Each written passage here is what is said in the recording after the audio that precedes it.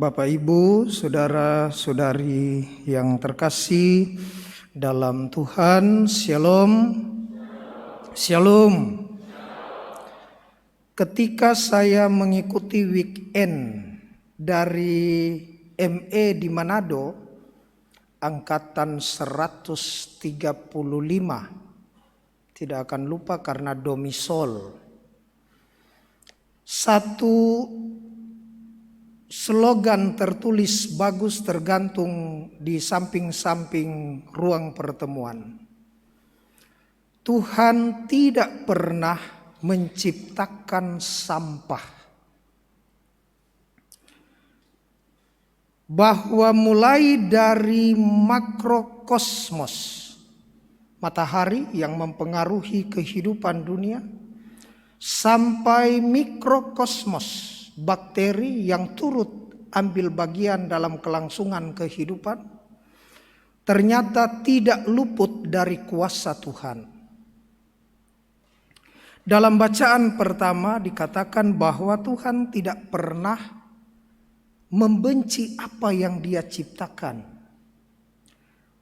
Tetapi terlebih makhluk yang namanya manusia, kendati dalam segala keberdosaannya, Tuhan mengasihani manusia. Hari ini dalam bacaan Injil pada hari Minggu ke-31 kita mendengar kisah bagaimana pertobatan seorang pemungut cukai bernama Sakeus. Pemungut cukai di zaman Yesus adalah orang-orang yang tidak disukai oleh masyarakat, dibenci oleh orang-orang secara sosial, dikucilkan karena mereka mengabdi kepada pemerintah Romawi dan secara Yudaisme tidak benar orang-orang yang masuk menagih dan seterusnya. Tetapi walaupun badan Sakeus ini pendek, secara keamanan dia dibekali atau diberi dua bodyguard. Kiri kanan untuk pergi menagih, dan kalau orang melawan disuruh maju itu bodyguard untuk memaksa supaya membayar. Saudara-saudari yang terkasih dalam Tuhan, ketika dia mau bertobat, kendati dia dibenci masyarakat dan relasi sosial, tapi Tuhan Yesus tidak pernah membencinya. 3 hal yang boleh kita renungkan dalam minggu biasa yang ke-31. Yang pertama, keterbatasan yang tidak membatasi. Keterbatasan Sakeus adalah badannya pendek. Keterbatasan Sakeus adalah keterasingan sosial dari masyarakat karena dia dibenci. Keterbatasan Sakeus adalah begitu banyak orang yang mau melihat Yesus dan dia tidak mampu melihat. Tetapi keterbatasan inilah yang justru dimanfaatkan oleh Sakeus untuk pergi berusaha dan tidak membatasi dia berjumpa dengan Yesus. Apa yang dia lakukan? Kisah Sakeus ini sering kita dengar bahkan sejak taman sekolah minggu yang sekarang kita kenal dengan Sekami. Bahkan ada lagunya, Sakeus orang pendek, kecil betul dia.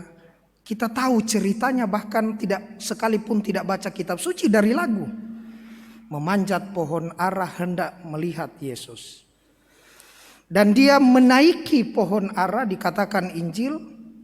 Dan Yesus lewat dan panggil, Sakeus segeralah turun. Satu syarat berjumpa dengan Yesus adalah turun. Ketika karir ada di atas angin, ketika finansial kita begitu kokoh, begitu aman, ketika relasi suami istri begitu bahagia, ketika jaminan-jaminan apapun yang kita punyai terbentang begitu kuat di hadapan kita, kadangkala acap kali membawa kita kurang dekat dengan Tuhan. Ketika kita ada di atas, kita diminta Tuhan untuk turun. Dari atas kita menatap, tetapi ketika turun kita bertatap muka dengan Tuhan. Poin yang kedua, Yesus menumpang sekaligus menampung. Yesus menumpang di rumah Sakeus. Tetapi bukan hanya pergi mampir atau singgah. Yesus menampung cibiran nyinyiran orang-orang banyak yang mengatakan, lihat dia menumpang di rumah orang berdosa. Hal yang pertama ditampung oleh Yesus adalah nyinyiran dan cibiran. Tetapi bagi Yesus ini bukan soal. Yang menjadi persoalan adalah apa yang ingin Yesus tampung ketika dia menumpang di rumah Sakeus.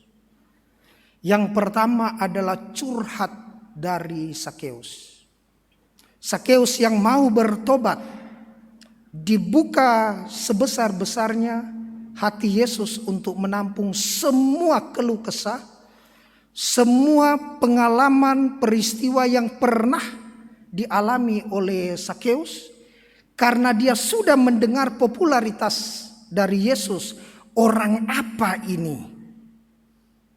Maka dia pergi untuk berjumpa dengan Yesus, dan saatnya Yesus menampung apa yang ingin ia katakan.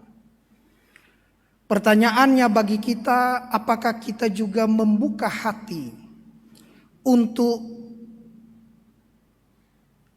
Yesus yang mau mampir, singgah dan menumpang di rumah kita, di rumah hati kita, dan mendengar apa yang ingin kita sampaikan kepada Yesus. Poin yang terakhir adalah perbandingan yang tidak sebanding. Ketika Sakeus menerima Yesus dan Yesus mengatakan kepada Sakeus, aku akan menumpang di rumahmu hari ini.